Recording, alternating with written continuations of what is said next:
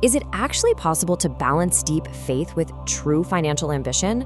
For a really long time, we've been subtly taught that ambition is, well, somewhat worldly, right? That true humility means you just have to settle for less. But the ancient texts we're analyzing today, they don't condemn wealth at all. They just condemn loving money above everything else.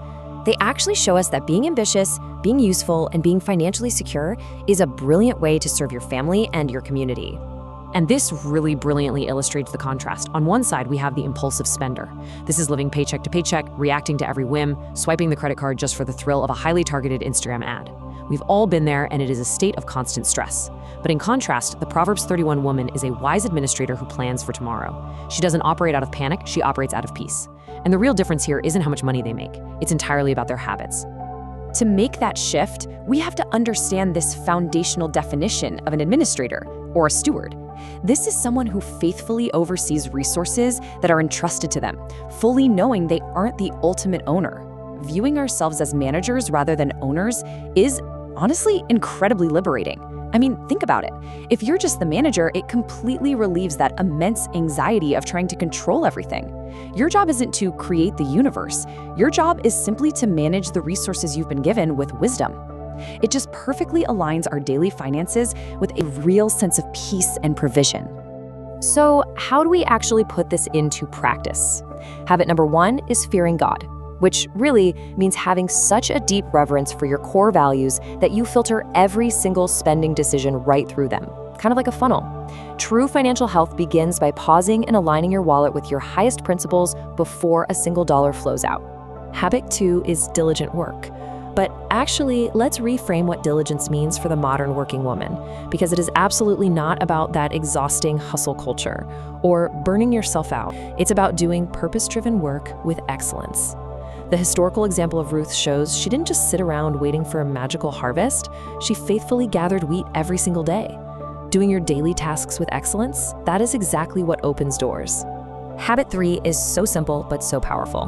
Plan. That looks like calculating your costs, opening up that budgeting app, and knowing your numbers before you even step foot in a grocery store. It's a profound act of wisdom. You literally can't navigate out of a financial fog if you don't know where your money is going. All right, habit 4 is where we really break the mold, diversifying your income. And it starts right here with your salary. Your primary 9-to-5 job is a fantastic, totally honorable foundation. But it doesn't stop there. Entrepreneurship. The ancient text says the Proverbs 31 woman planted a vineyard. Translated to our modern day, that's starting a side hustle, maybe a freelance gig or launching a small business. And finally, investment. Putting your money to work for you. This is the absolute final key to breaking out of that exhausting paycheck-to-paycheck cycle. So when you bring it all together, you get this beautifully diversified income portfolio: salary, entrepreneurship, and investment.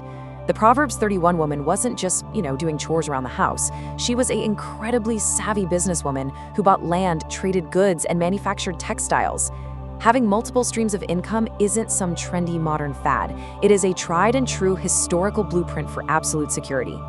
Which leads us perfectly into habit 5, foresight. We've all heard the phrase, winter is coming. In our day-to-day life, winter looks like an unforeseen car repair, a sudden medical bill, or, a broken refrigerator. Foresight is the absolute necessity of building an emergency fund. You aren't saving out of a hoarding mentality or out of fear, you're saving so that when life inevitably happens, it's just a minor inconvenience, not a devastating crisis. And the secret to this foresight is captured perfectly in the number 7. Remember the story of Joseph? He advised saving aggressively during 7 years of plenty to prepare for 7 years of famine. He didn't just cross his fingers and pray for the famine to go away, he used human discipline to execute a divine plan. Putting away money when times are good is quite literally divine wisdom in action. Habit 6 is generosity. A wise administrator gives with open hands. When we're tight-fisted and super anxious about money, greed just naturally takes root. But generosity completely breaks the power of greed over our lives. And it's not just about giving when you have a massive surplus either. Using your resources, whether that's your money, your time, or even just cooking a meal, to bless those around you fundamentally shifts your relationship with wealth. It reminds you that money is simply a tool to do good, not a master you have to serve. And finally, habit 7, wisdom. Because the ultimate wealth isn't just the balance sitting in your bank account, it's the legacy you leave behind. If you build incredible wealth, but you fail to teach your kids or your community how to manage it, you've basically built a sandcastle that the very next tide will wash away. True wisdom is teaching others how to fish, how to budget, how to save, and how to view money in a really healthy way. All right, let's quickly pull this all together. 1. Fear God. Align your values. 2. Diligent work. Work with real purpose. 3. Plan. Always budget before you spend. 4. Diversify. Build those multiple income streams. 5. Foresight. Fund that emergency account for a rainy day. 6. Generosity. Live with open hands. And 7. Wisdom. Pass your knowledge on. They are time-tested, foundational principles that build lasting peace and stability. So, which habit will you choose today? Now, please don't feel overwhelmed by all of this. The entire goal here is empowerment.